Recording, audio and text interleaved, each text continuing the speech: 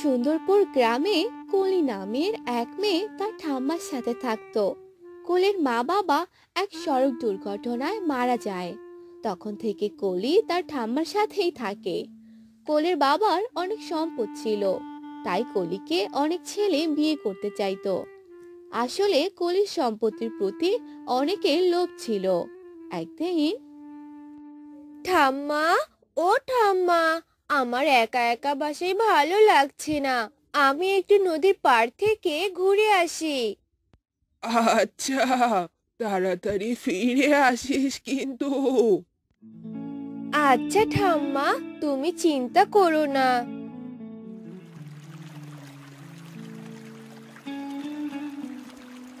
এরপর কলি নদীর পাড়ে যায় আর সেখানে গিয়ে বসে বসে সময় কাটায়। কলি রোজ বিকেলে সেই নদীর পাড়ে যেত। একদিন কলি বাড়িতে ফিরছিল, তাকে এক ছেলে রাস্তায় দেখতে পায়। ও মা, এত সুন্দর মেয়ে! কে এই মেয়ে? দেখি তো পিছু পিছু গিয়ে।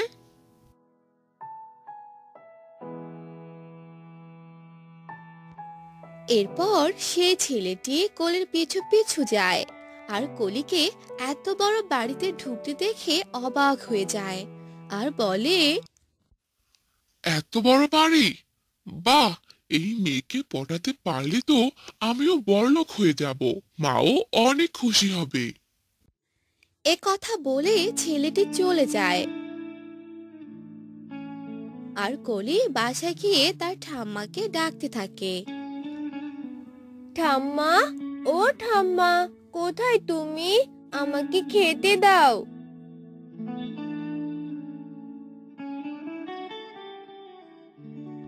হ্যাঁ রে দিদি ভাই, দিচ্ছি দিচ্ছি। এরপর কলির ঠাম্মা কলিকে খাবার দেয় আর বলে, দিদি ভাই, তুই তো এখন বড় হয়ে গেছিস, এভাবে ঘুরে বেড়ালে কি হবে?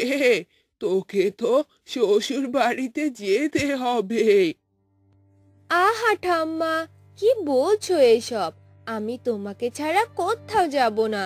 আমি বিয়েই করব না। এখন চুপ করো তো, আমাকে খেতে দাও। এরপর কলি খাবারগুলো খেয়ে নেয়।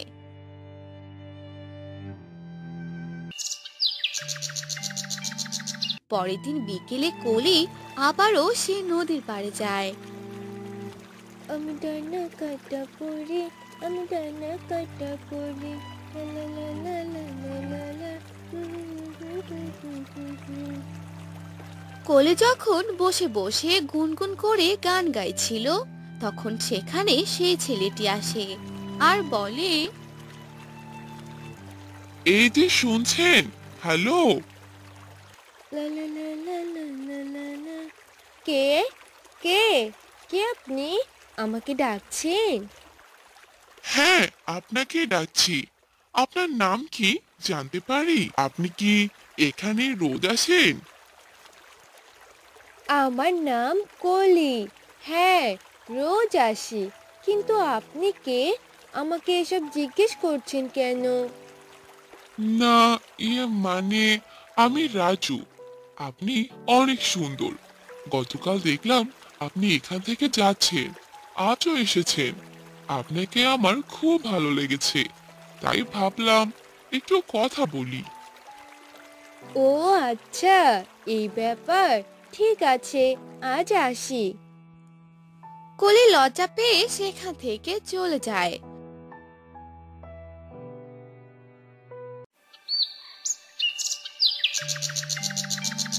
পরের দিন কলি এসে দেখে ছেলেটি তার জন্য দাঁড়িয়ে আছে। সে কি, আপনি এখানে আজও এসেছেন? হ্যাঁ, আসলে আপনাকে না দেখলে আমার ভালো লাগে না। আপনার যদি আপত্তি না থাকে, আমি আপনার বাসায় বিয়ের প্রস্তাব দিতে চাই। এরপর কলি মুচকি হেসে রাজি হয়ে যায়। ঠিক আছে, আপনি আমার বাসায় প্রস্তাব দিন। এরপর রাজুর বাসা থেকে বিয়ের প্রস্তাব নিয়ে আসে। সবার পছন্দ হয়। বেশ ধুমধামে রাজু আর কলির বিয়ে হয়ে যায়।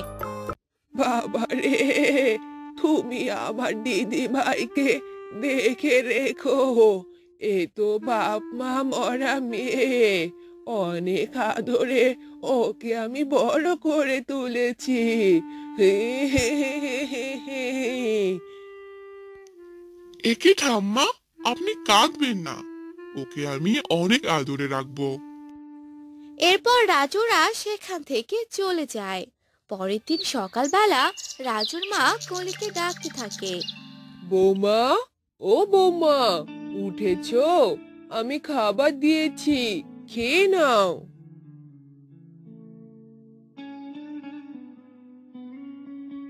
এ কি মা, আপনি কষ্ট করে রান্না করতে গেছেন কেন? আমি রান্না করতাম।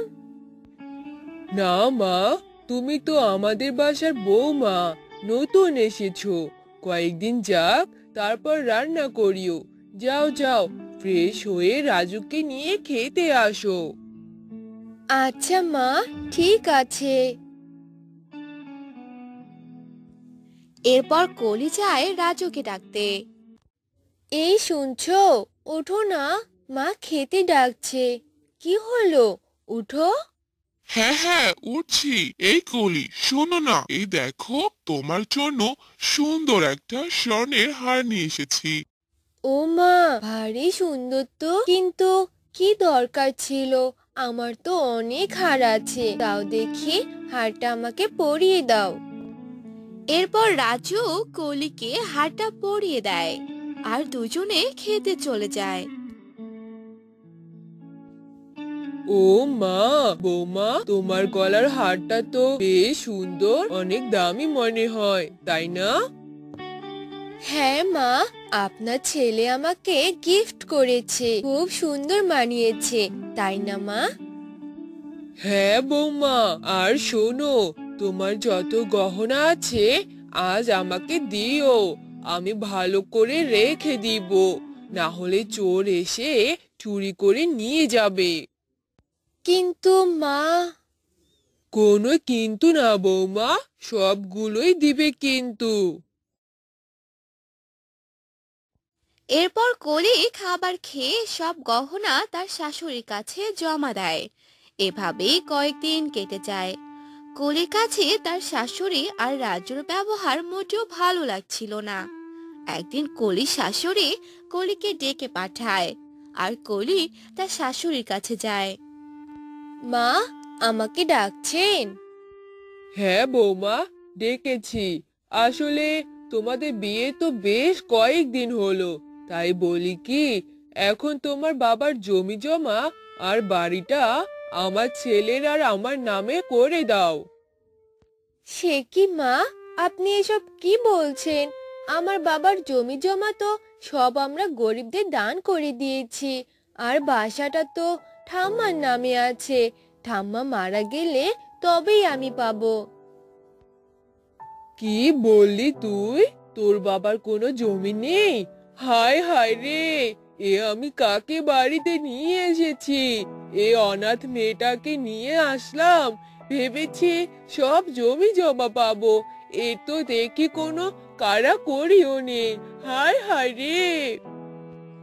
এরপর কলির শাশুড়ির এত চেঁচামেচি শুনে রাজু দৌড়ে আসে। একে মা, তোমার কি হয়েছে? কলি, মায়ের কি হয়েছে? মা, কান্না করছো কেন? বলো আমাকে, কলি কিছু করেছে? এ তুই কোন অনাথ মেয়েকে বাড়িতে এনেছিস বাবা? তুই তো বলেছিলি ও অনেক বড় লোক, কিন্তু ওর তো কোনো কাড়াকড়িও নেই। সে কি কলি, মা এসব কি বলছে? হ্যাঁ, মা ঠিকই বলেছে। আর তোমরা এমন করছো কেন? আমি তো কিছুই বুঝতে পারছি না। আরে, তোকে কিচ্ছু বুঝতে হবে না, তোকে বিয়ে করাই আমার ভুল হয়ে গেছে। যা, বাড়ির সব কাজ আজ থেকে তুই করবি। এরপর থেকে কলি বাড়ির সব কাজ করে। রাজু আর তার মা মিলে কলিকে অনেক অত্যাচার করতে থাকে। এ আমি কাকে বিয়ে করেছি? টাকার জন্য রাজু আমাকে বিয়ে করেছে। আমি কি অপরাধ করেছিলাম?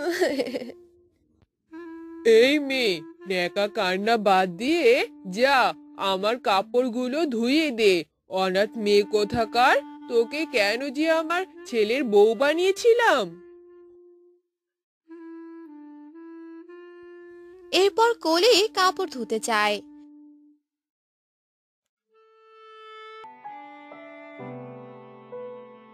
এদিকে রাজু কলিকে অনেক ডাকতে থাকে, কিন্তু ও শুনতে পায় না। কিছুক্ষণ পর সে ঘরে যায়। এই, তোকে যে কখন থেকে ডাকছি, শুনতে পাসনি? হারামজাদি কোথাকার, আজ তোর একদিন কি আমার একদিন।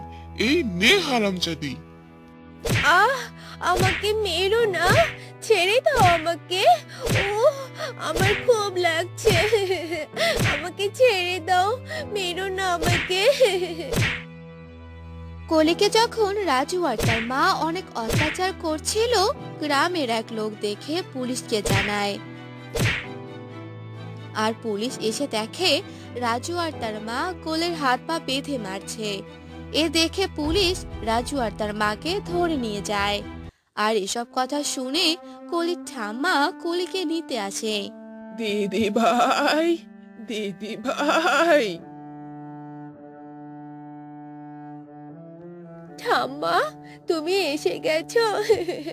চলো ঠাম্মা, আমাকে তুমি বাড়ি নিয়ে চলো ঠাম্মা। এরপর কলি তার ঠাম্মার সাথে বাসায় চলে যায়। আর এদিকে কলির সাথে অত্যাচারের কারণে রাজু আর তার মায়ের বড় শাস্তি হয়। তোগদারপাড়া গ্রামে এক দম্পতি বাস করত। তাদের মধ্যে ছিল অনেক মিল ভালোবাসা। সেই দম্পতির নাম ছিল সবুজ আর তার স্ত্রী রূপা। সবুজ অনেক সৎ ও কর্মিষ্ঠ ছিল। তার অভাবের সংসার হলেও সুখের কোনো কমতি ছিল না।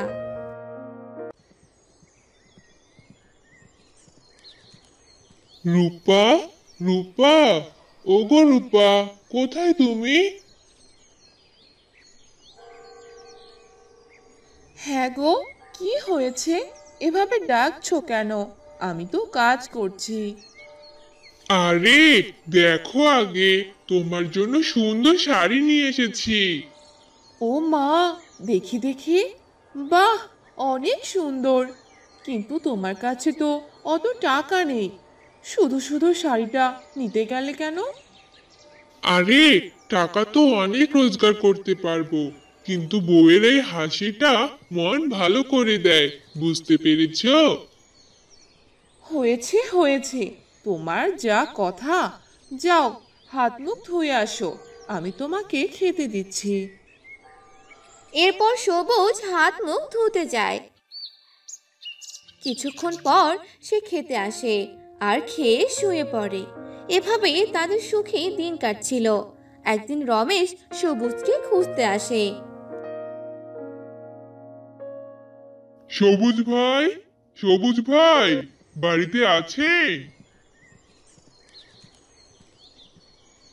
কে কে ডাকছে?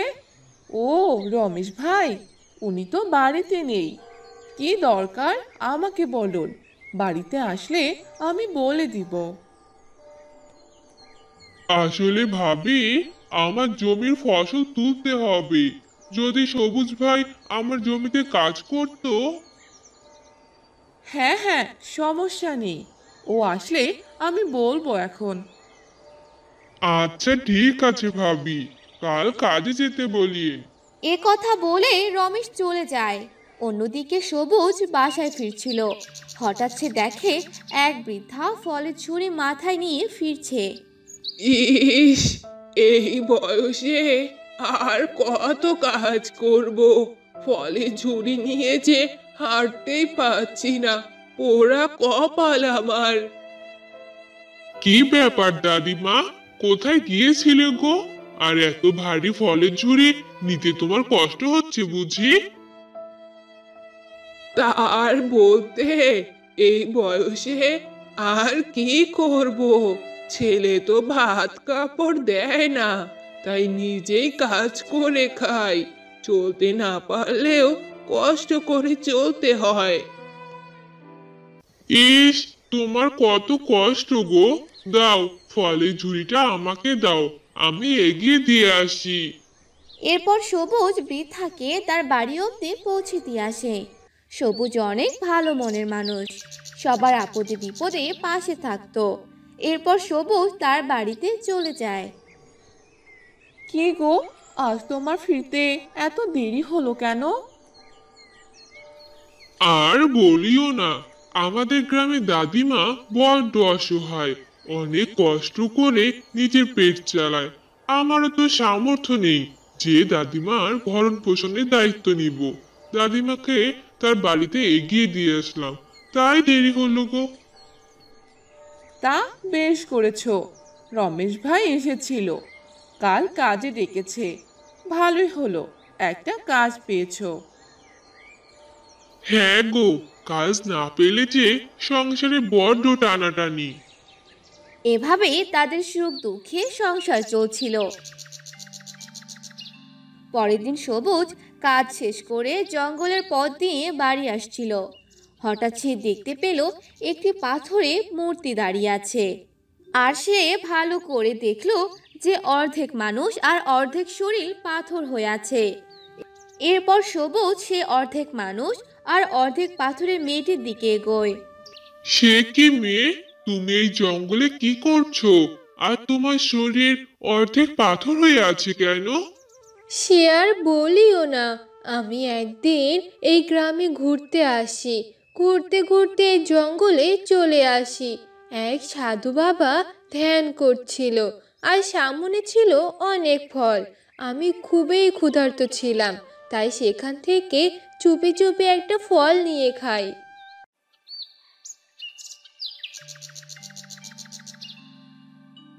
এই এই এই মেয়ে, তোর বাসা কোথায়?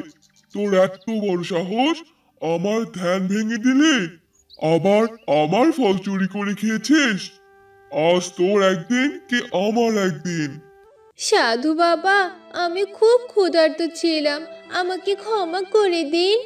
না, তোর কোনো ক্ষমা নেই। আমি তোকে অভিশাপ দিলাম, তুই আজ থেকে অর্ধেক পাথর হয়ে থাকবি। যদি কখনো কোনো সৎ ব্যক্তি তোকে দেখতে পায় আর তোকে বিয়ে করে, তবে তুই মুক্তি পাবি, তার আগে না। সাধু বাবা, আপনি যাবেন না? দয়া করে আমাকে মুক্ত করুন, যাবেন না সাধু বাবা? এরপর থেকে লিমা নামের মেয়েটি অর্ধেক মানুষ আর অর্ধেক পাথর হয়ে আছে। আর কয়েক মাস পর সবুজ তাকে দেখতে পায়। আপনি সবই তো শুনলেন। কয়েক মাস পর আমি একজন সৎ মানুষের দেখা পেলাম, আর সেটা হলেন আপনি। আপনি যদি আমাকে বিয়ে করেন, তবেই আমি মুক্তি পাবো। আমি কিন্তু কিন্তু কি? দয়া করে আমাকে বিয়ে করুন, আমাকে মুক্ত করুন। এরপর সবুজ কোনো উপায় না পেয়ে মেয়েটিকে মুক্তি করার জন্য তাকে বিয়ে করে। আর বিয়ে করার সাথে সাথে মেয়েটি আগের মতো স্বাভাবিক হয়ে যায়। আপনাকে অনেক ধন্যবাদ। আজ আপনার জন্য আমি পুরোপুরি মানুষ হতে পেরেছি। আজ আমি অনেক খুশি। এরপর সবুজ লিমাকে নিয়ে তার বাড়িতে যায় আর তার বড় বউকে ডাকতে থাকে। বউ, বউ, কোথায় তুমি? বাহিরে আসো। এরপর রূপা সবুজের সাথে নতুন বউকে দেখে তার চোখ কপালে ওঠে। হায় হায়, সে কি গো, এ তুমি কাকে সাথে করে নিয়ে এসেছো? এ তুমি কি করেছো গো? হায়, তুমি আবার বিয়ে করেছো? এটা তুমি করতে পারলে? আমি আজই বাপের বাড়ি চলে যাব, তুমি থাকো তোমার ছোট বউকে নিয়ে। বউ, এরকম করো না, শোনো আমার কথা। রূপা সবুজের কোনো কথাই শোনে না। অনেক কষ্টে সবুজ রূপাকে সব কথা খুলে বলে। সবটা জানার পর রূপা লিমাকে মেনে নেয়। এত কিছু হয়েছে, আমি তো জানি না। ছোট, যা ঘরে যা, আমি তোদের খাবার দিচ্ছি। সবুজ আর রূপার এত ভালোবাসা দেখে লিমার মনে হিংসা জন্ম নেয়। সে মনে মনে বলতে থাকে, ন্যাকামো দেখলে বাঁচি না, আমিও এখন ছোট বউ, সব ভালোবাসা এখন আমি নিব। এভাবে সবুজ, রূপা আর লিমার দিন কাটতে থাকে। রূপা লিমাকে তার নিজের ছোট বোনের মতো দেখতো, কিন্তু লিমা রূপাকে সহ্য করতে পারতো না। একদিন, বড় আপা, তোমার রান্না শেষ হয়নি? আমার খুব খিদে পেয়েছে।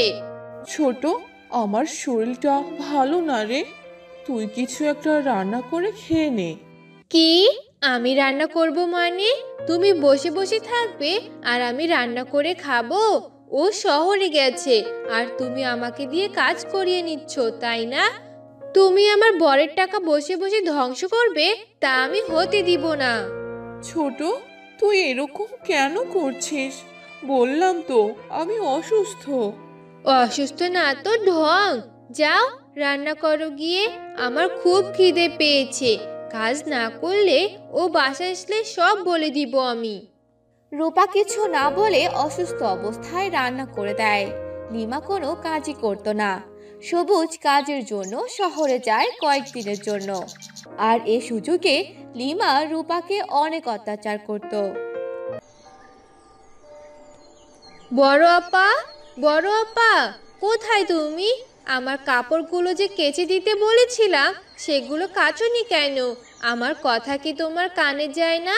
যাও আমার কাপড়গুলো ধুয়ে দাও। ছোট, তুই নিজের কাপড় নিজে ধুতে পারিস না? আমি সারাদিন কাজ করি, কয়েকদিন থেকে আমি অসুস্থ, এখন কিছু করতে পারবো না। কি? এত বড় কথা? আমার সাথে এত কথা বলার সাহস পাও কোথা থেকে?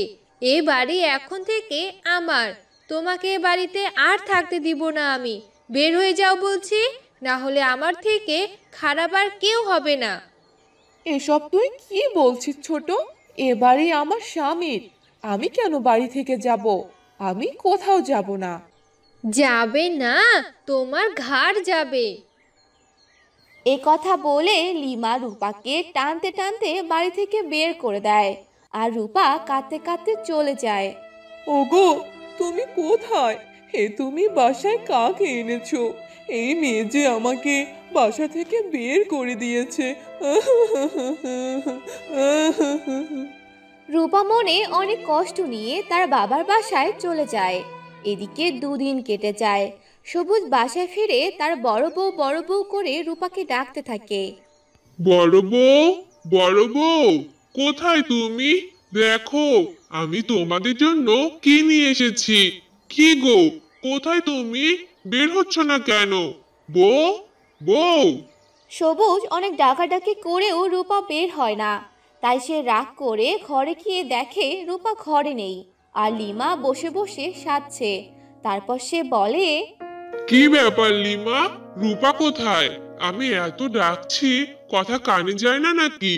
বড় আপা বাবার বাসায় চলে গেছে, উনি আর সংসার করবে না। কি? এ হতে পারে না। বড় বউ আমার কথা ছাড়া কখনো চলে যাবে না। আমি বুঝতে পেরেছি, এসব তোমার কাজ। এরপর সবুজ রূপাকে নিতে যায় আর রূপাকে বাড়ি নিয়ে আসে। রূপা সব কথা সবুজকে খুলে বলে। সব শুনে সবুজ অনেক রেগে যায়। ছি লিমা, তুমি এত নিচে নামবা ভাবতে পারিনি। তুমি আমার সংসার এলোমেলো করে দিয়েছো। তোমাকে এ বাড়িতে আর রাখবো না। বের হয়ে যাও, যা বলছি এখান থেকে। এরপর লিমাকে বের করে দেয়, আর লিমা আগের মতো আবারও পাথর হয়ে যায়। আর অহংকারের কারণে তার আবারও এই পরিস্থিতি। এদিকে সবুজ আর রূপা আগের মতোই সুখে আনন্দে দিন কাটাতে থাকে।